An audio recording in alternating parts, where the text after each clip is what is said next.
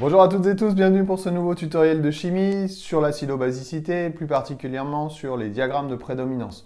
Diagramme de prédominance, il s'inscrit dans une collection un peu plus large avec la constante d'équilibre, le 233, la constante d'acidité, 235, et puis la force des acides et des bases, 237. Alors, celui-là, le diagramme de prédominance, il va nous permettre de répondre à la question quelle va être la forme acide ou basique qui prédomine dans une solution à un pH donné. Par exemple, je prends l'aspirine parce que j'ai mal à la tête. L'aspirine possède des formes, une forme acide et une forme basique.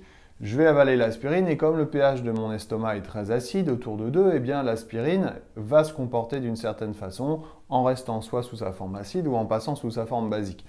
La forme majoritaire adoptée par l'aspirine dans l'estomac, c'est ce qu'on appelle la forme prédominante. Donc on va pouvoir prévoir, en fonction du pH, sous quelle forme va être l'espèce chimique que l'on considère. Est-ce qu'elle va rester sous sa forme acide ou est-ce qu'elle va passer sous sa forme basique? Alors pour ça, il faut que je parte de la définition de la constante d'acidité. On va faire quelques petits calculs pour commencer. Vous allez voir où je veux en venir. On va prendre le logarithme de cette constante d'acidité. Alors si je prends le logarithme à gauche, je prends le logarithme à droite pour ne pas modifier l'égalité. Voilà. Ensuite, je vais réécrire ce que j'ai à droite sous une autre forme en mettant A- sur AH fois H3O+. Et puis là, je vais utiliser les propriétés du logarithme. Logarithme de A fois B, c'est logarithme de A plus logarithme de B.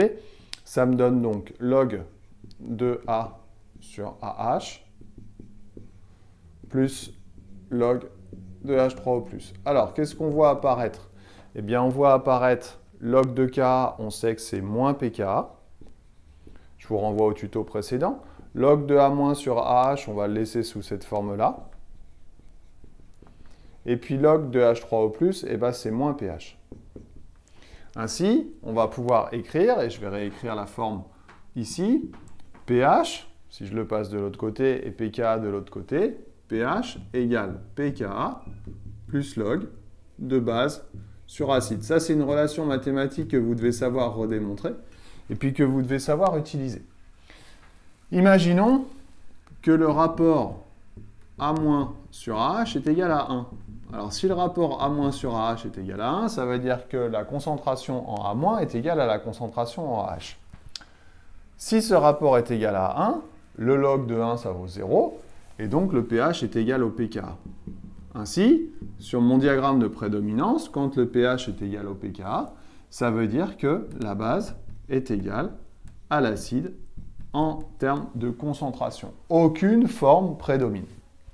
Si maintenant, je décide de prendre A- supérieur à AH, autrement dit, A- sur AH supérieur à 1, eh bien, si ce rapport est supérieur à 1, le logarithme est supérieur à 0, et le pH va être donc supérieur au pKa.